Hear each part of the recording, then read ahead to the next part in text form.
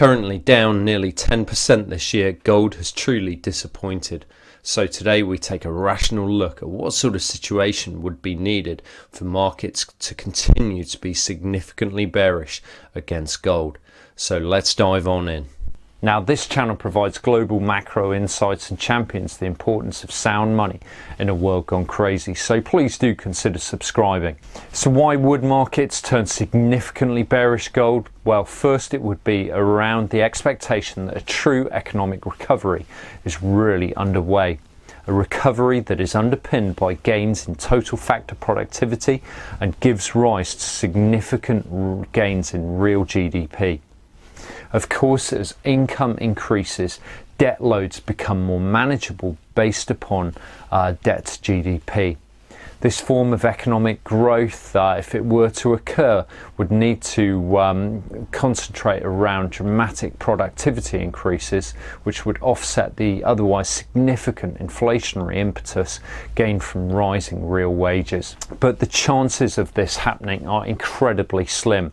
It would require a massive decentralization of the banking system, which is solely based upon the premise of lending to SMEs, small, medium-sized enterprises. This would itself offer an enormous supply-side impetus for the economy and facilitate far greater output. Yet instead, we see far greater centralization in the banking sector throughout the developed nations of the world. Apparent Sovietization in progress. Of course, big banks will only lend to big companies and big businesses who tend to be the most highly capital intensive businesses and thus do not generate the same employment recoveries that SME growths would actually offer. It would also, of course, require SMEs to have the confidence and certainty to wish to actually invest. This is also, of course, absent right now. Second, gold would also underperform if global central banks, and most notably the Fed and the ECB, rein in their balance sheets in a dramatic undertaking of quantitative tightening. Gold's luster would be further undermined by rising rates of interest, offering savers high real returns. Now, the problems with monetary policy normalization here are obvious. First, that quantitative tightening and reduction of the Fed's balance sheet would, of course, cause a dramatic economic crash. Second, higher interest rates would, of course, bankrupt all nations with such high national debt loads, which have soared in recent months. A third reason gold could continue to underperform would be a dramatic improvement in advanced nations' fiscal positions, which would also lead to a fall in the demand for gold. This would need much lower levels of government spending and far higher tax revenue takes. Yet more importantly, this would require an ideological shift to take place.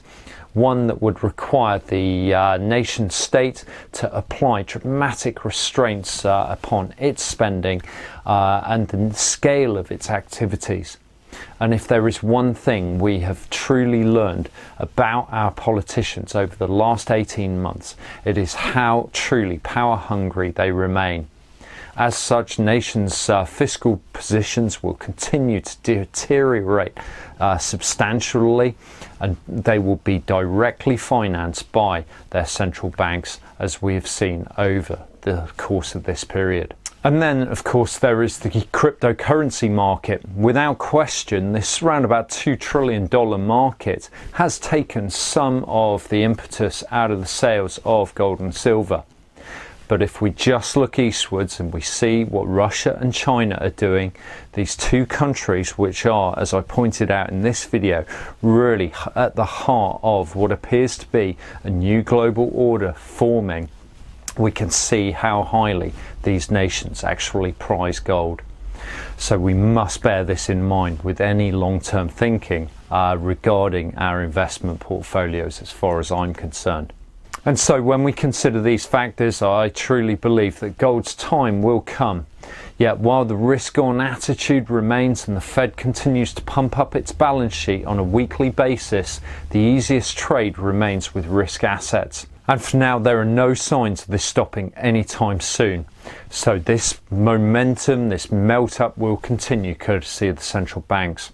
Indeed, Bob Lucas has highlighted such a short-term pain, long-term gain scenario in this chart, which really would suggest that the risk-on atmosphere is maintained for a good few years yet, until ultimately gold comes good once again.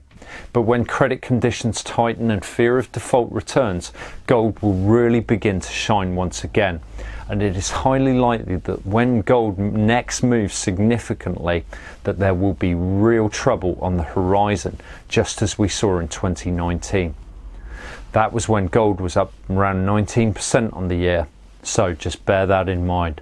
Now, thanks so much for watching. Do consider subscribing, and I look forward to seeing you next time. Bye bye.